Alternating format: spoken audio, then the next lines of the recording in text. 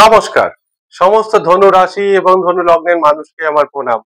দীর্ঘ 18 বছর পর রাহু রাশি পরিবর্তন করছে, ঠিক ধনু রাশির 3 নম্বর ঘরে যাবে এবং এই রাহু যখন 3 নম্বর ঘরে আসবে, কেতুদেব এর ঠিক অপোজিট ঘর ভাগ্যের ঘরে যাবে।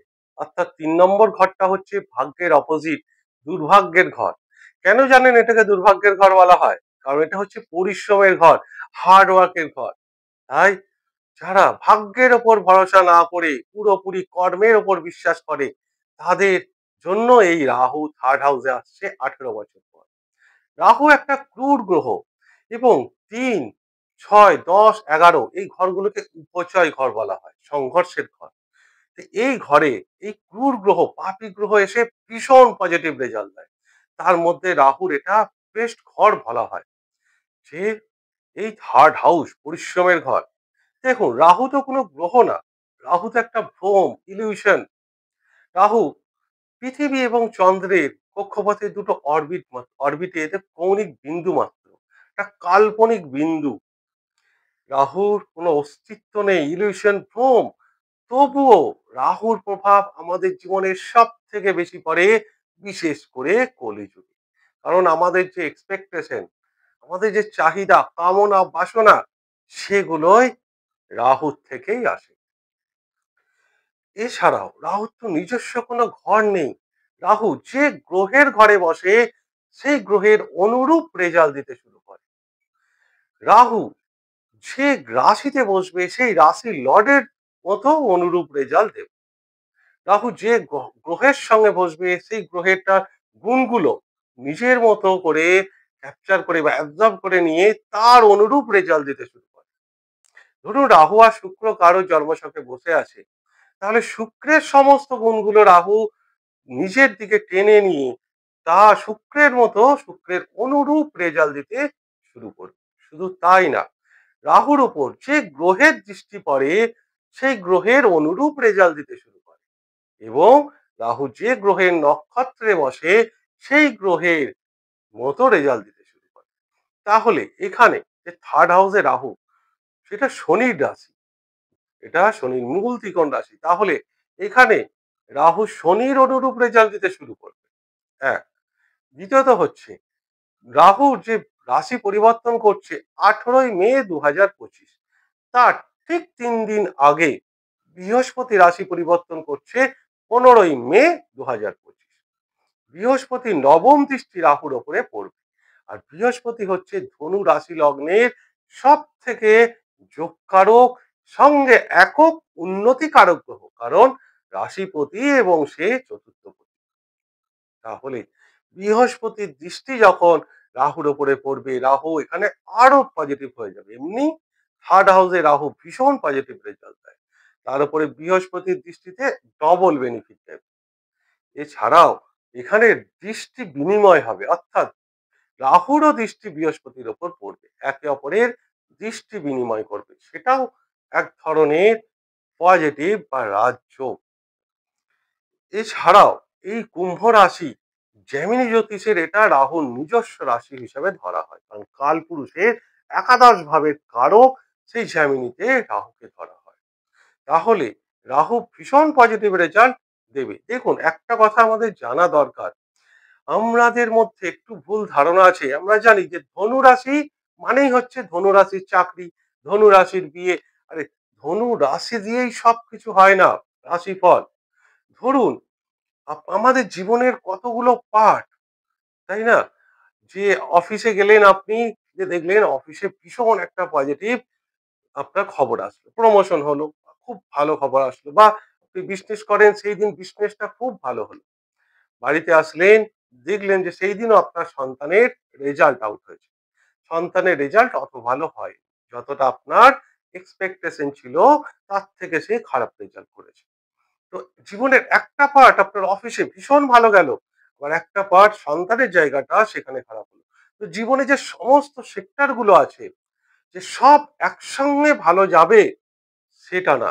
সেই কারণেই শুধুমাত্র এই যে রাশি ফল দিয়ে সম্পূর্ণ জীবনযাত্রা বিচার করা সম্ভব নয়, আর দুটো গ্রহ দিয়েও বিচার করা সম্ভব নয়।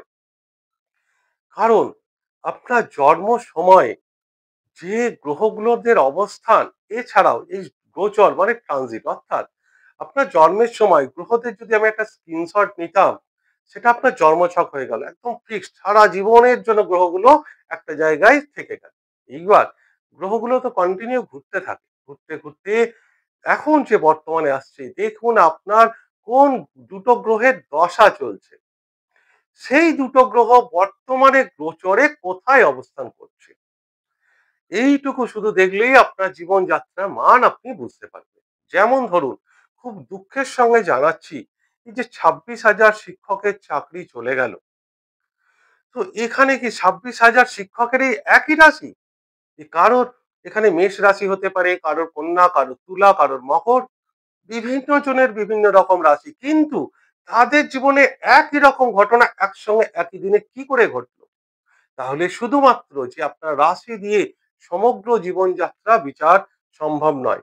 সেই কারণেই আপনার আগে দেখুন দশা, কোন দুটো গ্রহের দশা চলছে, সেই দুটো গ্রহ জন্মছকের কি অবস্থানে আছে, আর বর্তমানে সেই দুটো গ্রহ ঘুরতে ঘুরতে কোথায় এসে দাঁড়িয়েছে।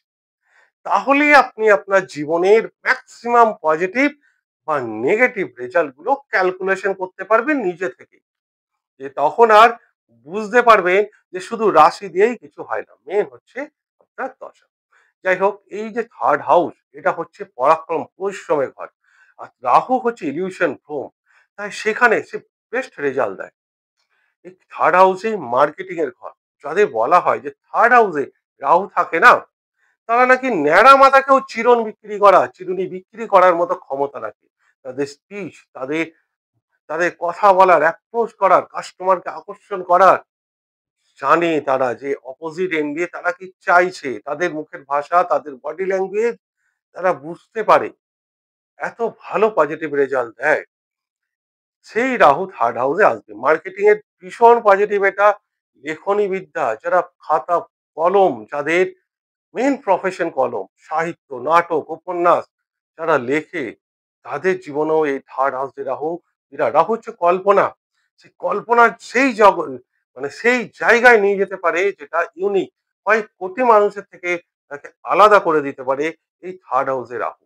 এত পারফেক্ট তারা রাইটিং স্কিল তাদের থাকে। কিন্তু এই থার্ড হাউসে রাহুরও কিছু নেগেটিভ আছে। সেখানে হচ্ছে ছোট ছোট ভ্রমণ যখন আপনি করবেন, বা যারা এটা মার্কেটিং এর ঘর, তা সেখানে কিছু সমস্যা ক্রিয়েট হতে পারে।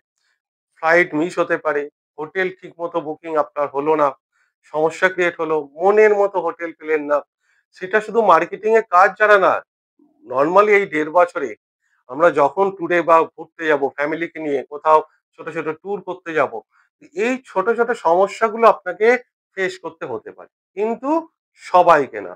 কারণ কত কোটি তো ধনু রাশি, ধনু লগ্নের মানুষ আছে, সবার জন্মছক আলাদা, ইউনিক। এরকম আমাদের ঠিক বুড়ো আঙুলের এই ফিঙ্গারপ্রিন্টস এর মতো, এটা যেমন ইউনিক, সবার আলাদা ফিঙ্গারপ্রিন্টস, ঠিক সেরকমই সবার জন্মছক আলাদা। তাই থার্ড হাউসে এই রাহু এসেও, এত পজিটিভ জায়গায় এসেও অনেকে খারাপ রেজাল্টও দিতে পারে। রাহু খারাপ রেজাল্ট না দিলেও তাদের হয়তো দশা খারাপ, সে গ্রহের দশা খারাপ, যে গ্রহের দশা চলছে সে নেগেটিভ জায়গায় আছে। তাহলে কিন্তু রাহু থার্ড হাউসে যাদের রাহুর দশা চলছে, জন্ম ছকেও রাহু খুব ভালো অবস্থানে আছে, অবশ্যই তারা ভালো ফল পাবে। কিন্তু প্রতিবেশীর সঙ্গে অযথা এখানে একটা সমস্যা ক্রিয়েট হতে পারে, বাদ বিতর্ক হতে পারে প্রতিবেশীর সঙ্গে। হ্যাঁ, ছোট ভাইয়ের সঙ্গে কিছু সমস্যা ক্রিয়েট হতে পারে। এবং যারা ছোট ভাইয়ের সঙ্গে মিলে একসঙ্গে কোনো বিজনেস করে, পার্টনারশিপ বিজনেস, ভাই দাদা ভাই একসঙ্গে বিজনেস করে, তাদের ক্ষেত্রেও সেই বিজনেসে কোনো সমস্যা ক্রিয়েট হতে পারে। আমি বলছি হতে পারে, হবেই তা না। এবার আসি কেতু, ভাগ্যস্থানে আছে 18 বছর পর সিংহ রাশিতে সূর্যের রাশি, সেইখানে কেতু স্পিরিচুয়ালের গ্রহ, সে হচ্ছে আধ্যাত্মিকতার মোক্ষ লাভের গ্রহ। আর আমরা জানি কি, কেতু গ্রহ যে ঘরেই বসে সেখান থেকে ডিটাচমেন্ট করে। তাহলে কেতু খারাপ ঘরগুলোর জন্য অত্যন্ত ভালো। এবং 6 নম্বরে কেতু যদি বসে খুব ভালো মনে করি, আর 6 নম্বর ঘর হচ্ছে রোগ, ঋণ, শত্রু, তো সেগুলো যদি ডিটাচমেন্ট করায়, তাহলে আর কি থাকবে লাইফে? লাইফ হ্যাপি হ্যাপি, সুখী, কারণ রোগও থাকবে না, ঋণও থাকবে না, শত্রুও থাকবে না। তাহলে নেগেটিভ ঘরে এসে কেতু সেগুলোকে ডিটাচমেন্ট করালে ভালো। কিন্তু কেতু তো এখানে আপনার ভাগ্যস্থানে আসছে, ভাগ্যস্থান যেটা হচ্ছে পঞ্চমের পঞ্চম, অর্থাৎ ফিফথের ফিফথ হচ্ছে এই ভাগ্যস্থান। তাই এখানে একটু স্পিরিচুয়াল না হলে সেখানে কিন্তু কেতুর পজিটিভ রেজাল্ট পাওয়া যাবে না। কেতু ভাগ্যস্থানে এসে পিতাকে নিয়ে কিছু কষ্ট আপনাকে 1.5 বছরে পেতে হতে পারে। তাদের যাদের কেতুর দশা চলছে বিশেষ করে তাদের বেশি এটা যত্নবান হওয়া দরকার পিতাকে নিয়ে। ছোটখাটো হেলথ ইস্যু হলেও সেটা কিন্তু একদম অবহেলা করা উচিত না। সঙ্গে সঙ্গে ডাক্তারের কাছে যাওয়া, ডাক্তারের পরামর্শ নেওয়া, ঠিকমতো ট্রিটমেন্ট করা। তা না হলে এখানে কিন্তু পরবর্তীকালে সমস্যা আপনার জীবনেই আসবে। সেটা ছোটতে হয়তো ঠিক হয়ে যেত, সেটা মানে আপনি যদি দেরি করেন সেটাকে বড় আকারে পরিণত হতে পারে। পিতাকে নিয়ে একটু সাবধান। কিন্তু এই কেতু ভাগ্যস্থানে মারাত্মক স্পিরিচুয়াল যাত্রা করায়, ধার্মিক যাত্রা। দেখে নেবেন এই 1.5 বছরে কোথাও না কোথাও মন্দির, বিশেষ করে যেখানে হাই স্পিরিচুয়াল হাই এনার্জি আছে যে সমস্ত মন্দিরে, যেমন তারাপীঠ ধরুন, আমাদের পশ্চিমবঙ্গের বলছি, যেমন পুরী, হুম, বা মহাকাল, উজ্জয়ন, এই সমস্ত মন্দিরগুলো যেখানে হাই এনার্জি পজিটিভ এনার্জি থাকে, সেখানে কিন্তু ধার্মিক যাত্রা করালে সেটা ভীষণ ভালো। আর কেতু ভাগ্যস্থানে আপনাকে একটু পুজো পাঠ, আধ্যাত্মিকতা, ধর্মকর্মের সঙ্গে যুক্ত হলে কেতু ভীষণ পজিটিভ রেজাল্ট দেয়। কেতু হচ্ছে একমাত্র মহাকালের বাহন, গ্রহরাজের বাহন যে কুকুর, সেই কেতু, অর্থাৎ কেতু আপনার জীবনে স্ট্রং প্রবল থাকলে ফার্স্ট আপনাকে প্রথম যে জিনিসটা দেখবেন আপনার স্মেলিং পাওয়ার, অর্থাৎ আপনার ঘ্রাণ শক্তি। কুকুরের কি ঘ্রাণ শক্তি প্রচন্ড না? তো যার কেতু প্রবল, তার ইনটিউশন পাওয়ার এবং ঘ্রাণ শক্তি স্মেলিং পাওয়ার প্রচন্ড হয়। দেখবেন এই ইনটিউশন পাওয়ার কেতু কুকুরের সঙ্গে কেন তুলনা করা হয়? পাড়ায় কেউ মারা যাওয়ার ঠিক 24 ঘন্টা 12 ঘন্টা আগে সেই কুকুর কাঁদতে থাকে। অর্থাৎ তাদের ইনটিউশন পাওয়ার, তারা জানে কিছু একটা নেগেটিভ হতে চলেছে। শুধু মারা যাওয়া না, যে কোনো প্রাকৃতিক বড় ধরনের বিপর্যয় হওয়ার আগেই তারা জানতে পেরে যায়। ঈশ্বর প্রদত্ত এটা তাদের ক্ষমতা। তাই যে সমস্ত মানুষের কেতু ভীষণ পজিটিভ, তাদের স্মেলিং পাওয়ার, ইনটিউশন পাওয়ার প্রচন্ড ভালো। এবং একটা কথাও বলি, কেতু খুব স্ট্রং না হলে সে ভালো অ্যাস্ট্রোলজার হতে পারে না। কোনোদিন সে বড় অ্যাস্ট্রোলজার হতে পারবে না। তার ইনটিউশন পাওয়ার, সে মুখ দিয়ে যেটা বলবে সেটাই ঘটে যাবে। যাই হোক, এই গেল আপনার ধনু রাশি এবং ধনু লগ্নের ভিডিও। যদি ভিডিওটা ভালো লাগে তাহলে অনুগ্রহ করে চ্যানেলটিকে সাবস্ক্রাইব করতে ভুলবেন না। ঈশ্বরের কাছে প্রার্থনা করি সকলে ভালো থাকুন এবং সুস্থ থাকুন। নমস্কার।